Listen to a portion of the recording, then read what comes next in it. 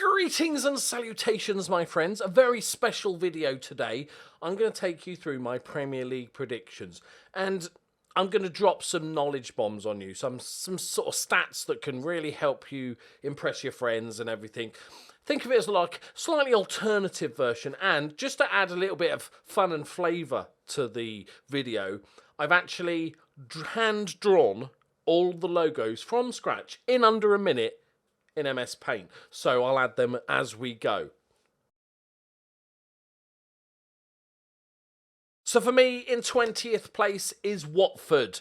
I think it's going to start all right, and then it's going to, start, they're a small team, they've only just come up, and then Danny Rose is going to kick up a fuss and start asking if Milan have called and stuff, and the morale is just going to fall apart, and they're going to finish bottom.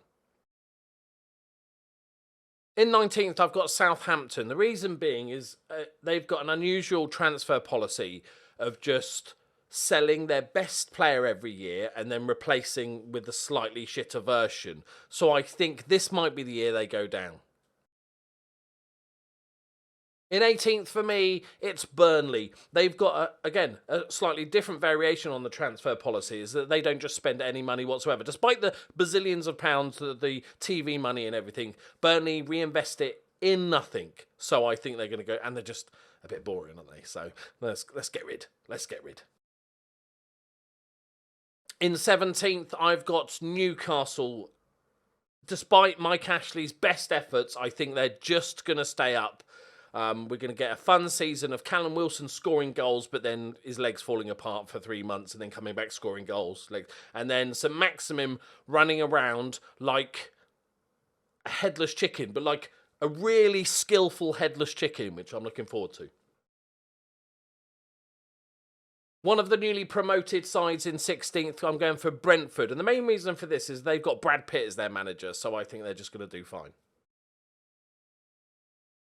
In 15th for me, I've actually gone for Norwich. Quite a successful season. The reason I'm thinking that is because, well, I picked the other ones and then forgot that I put Norwich in. So I thought, shit, I better put them there. And I didn't want to rearrange the others because I've already clicked the button. So I was like, okay, Norwich, 15th. 14th for me is Crystal Palace. I don't have a fucking clue because they basically got rid of their entire team and signed a new one. So who the fuck knows? But our Lord and Saviour Benteke will save them. Is he still there? I think he is, right? Yeah, I've done research. West Ham, for me, are going to sort of do slightly worse than last season. They're playing in the Intertoto this season, so I think that'll hurt them a little bit, and they're going to finish comfortably mid-table.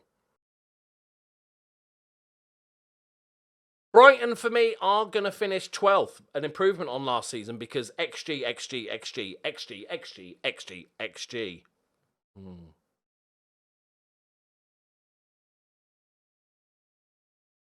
I think Porto are going to have a lovely season and just finish comfortably mid-table with their new manager, whoever the fuck it is.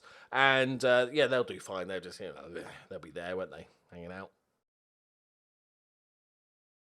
Another solid season for Leeds, finishing in 10th for me. I think I've heard that Bielsa's got a new barrel that he can sit on, so that should be good. It's like a cushioned one. It's quite nice. No backrest, obviously, because he's all man. Not enough man to stand up, but he's all man sitting down. 10th. This is an interesting one. I've got Everton in 9th. I think they'll have an okay start to the season. Rafa Benitez is a very good manager, despite what Everton fans hating him and stuff. But what I think will happen is it'll go well until Everton lose a game, and then all the Everton fans will accuse Rafa Benitez of being some sort of inside spy trying to destroy them from the inside because he's a Liverpool fan. So that'll be fun.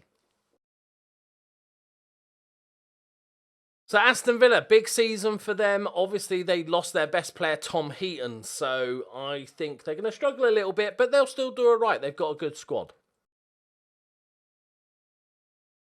This one's probably one of the most tricky ones because it's so reliant on Harry Kane. Obviously, as the time of recording this, he's still there. And I think if he stays, what people forget about Harry Kane is, yes, he scores a shit ton of goals. And yes, he gets a ton of assists and stuff. But if you've seen the documentary on Spurs, you'll know that his most important facet is his biggest strength is actually his team talks and motivational skills. So I think they're gonna do all right, but they're not gonna push for Champions League spots. Arsenal are gonna finish 6th this season. I don't really have much to say on Arsenal. Aubameyang's gonna be better, isn't he?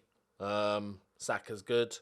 Lego Man, I'm still not sure if he's a good manager, but Lego Hair Man is yeah, he's there, isn't he? So 6, logic. Leicester for me will bottle job once again and finish 5th. Joking aside, it's not a bottle job. They're just really good, but not quite good as the top 4 because the top 4 have a shit ton of money. That's basically the essence. They're the best of the rest for me, but I think there's quite a gap between 5th and the top 4. So the top 4 is a tricky one, but I'm going to put Manchester United in 4th. I hate them, so good a reason as any. 2, you mix it up. They've signed really good players. Sancho, brilliant. Pogba's still there. He's not like French Pogba, he's Man United Pogba, so he's like a good midfielder instead of a world-class midfielder, but he's still there. But also, the problem is, for me, and Varane looks like he's signing, but the problem for me is McFred. It's that, fix that bit. But the big hole in the middle, fix that bit. Get a DM, not Matic, not McFred, none of those. I don't know. But yeah, there's a bit of a hole. And I feel like Man United always perform despite Ole Gunnar Solskjaer. Maybe that's just I have not seen him be a good manager. They've got a really good squad. They're doing what they should do. I don't know. He just doesn't inspire me.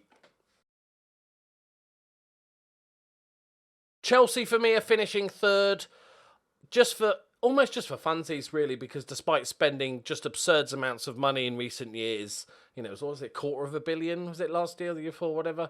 They look like Lukaku's come in for 100 million and stuff, and I just think it'll kind of be funny if they just kind of did what they always, have done for the last few years and not really improved.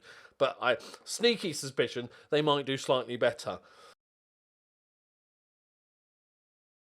So, the top 2. I am putting Manchester City in 2nd place with no bias whatsoever. They have signed the Aston Villa superstar player, Tom Heaton. No, maybe not. The other one is like, not Tom Heaton, like sort of second best player. Can't remember his name.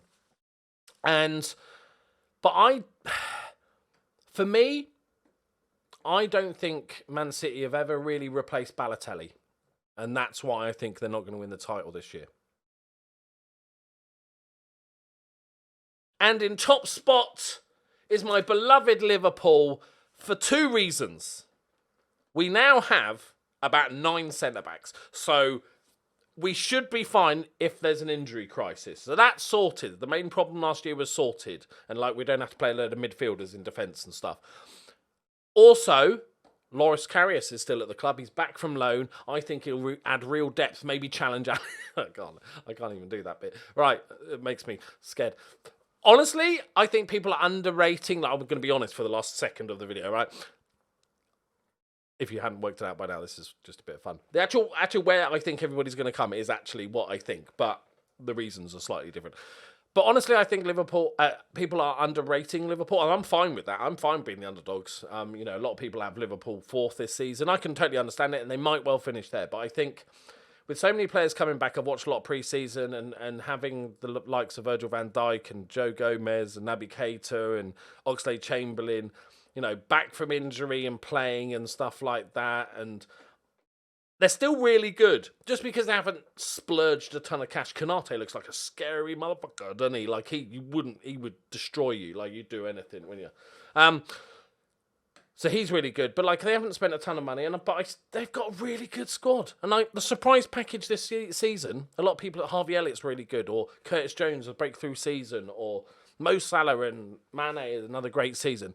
Surprise pack. The player to watch for me this season, this could backfire horribly because of his injury record, Naby Keita. He's going to have a fucking breakout sensational season. There's a really good player there, but he's made out of putty. So what we need, just bubble wrap him and like maybe cryogenically freeze him between games. I don't know, or something. Rebuild him. Maybe make him sort of half robot. Robocop him. So something like that. But Naby Keita and Liverpool are going to win the league. You are welcome. You can. I wouldn't use this as a betting guide because I don't want to be at fault for you getting stupidly rich. That's what I want to say. But there is my league table. You are welcome to leave your comments below saying where you think the predictions, where you think everybody is finishing and stuff like that. I'd be interested to read that. I think I've given sound logic on every decision I've made. I don't think you could argue with my logic on any of the... You might argue with the placings, but I don't. The logic is sound. And I think, to be honest... Obviously, Liverpool's season was terrible last season with injuries and form and shit and everything like that. But just even watching pre-season with fans in the stadium, I'm so excited just to have football back. I just want football back with fans in the stadium. It's such a difference to these empty stadiums. So I'm just looking for the return of football and stuff like that. I will be doing a few watch-along streams on Twitch this year, definitely, and lots of stuff getting involved and everything. So... there you go. There's my predictions. Let me know what you think. I apologise if I have insulted your team, but I'm pretty sure I insulted pretty much everybody, so you're all on an equal footing. Thank you very much for watching. If you are new to the channel, please do like the video, subscribe, all the shit as normal.